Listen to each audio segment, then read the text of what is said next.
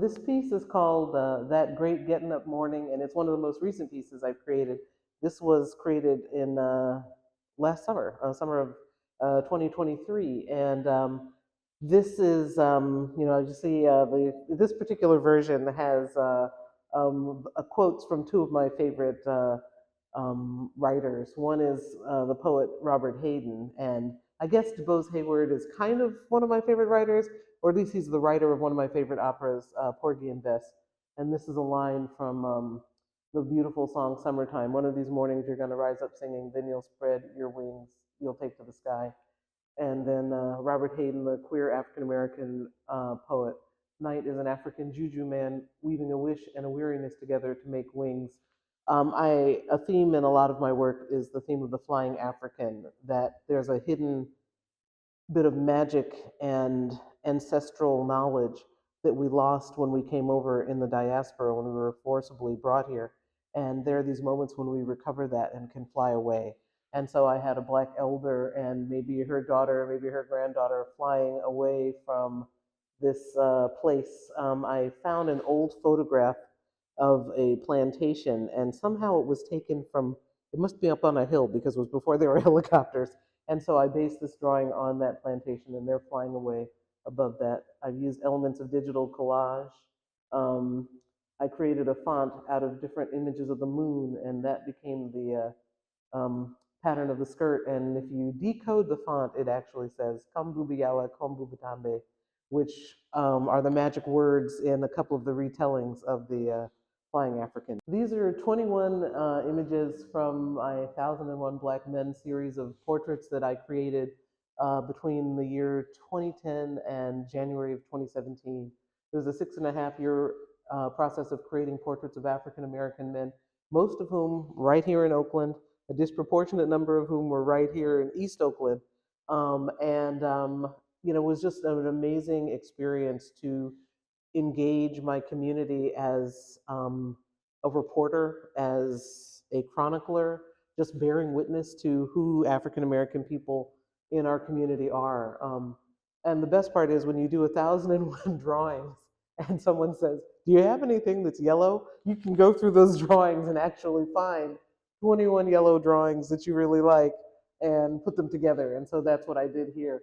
I use non-human colors to signify how many different colors we are as a people. Black people have been called colored people, they've been called people of color, and we are so many different shades. And so the different colors I use sometimes are always a metaphor for our rich diversity of colors and shades. This piece is part of a series of 4 different drawings of very elaborately styled afros. I am really interested in those parts of Black people that I love the most: our lips, nose, hair. They also happen to be those parts that we've taken a lot of grief for.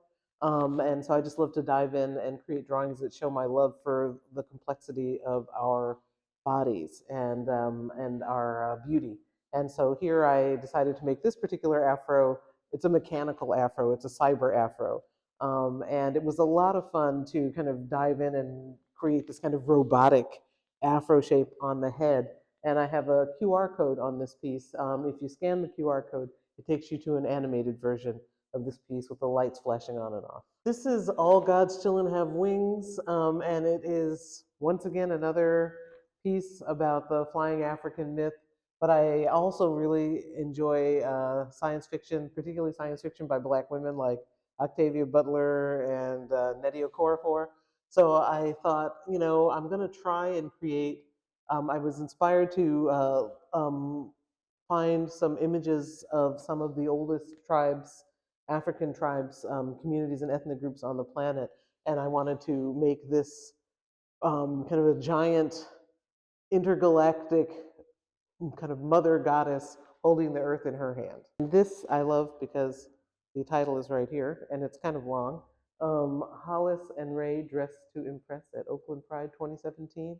In 2017, I was invited to show art at Strutt Health Center in the Castro. And so this piece let me bring a little Oakland over to San Fran. I just love when I see African American men anywhere, but in East Oakland in particular, just bringing it with style, stepping out, got the right hat, got the right outfit, and these two figures from Oakland Pride, they just, were dressed to impress and also to draw attention as well. And it was a lot of fun.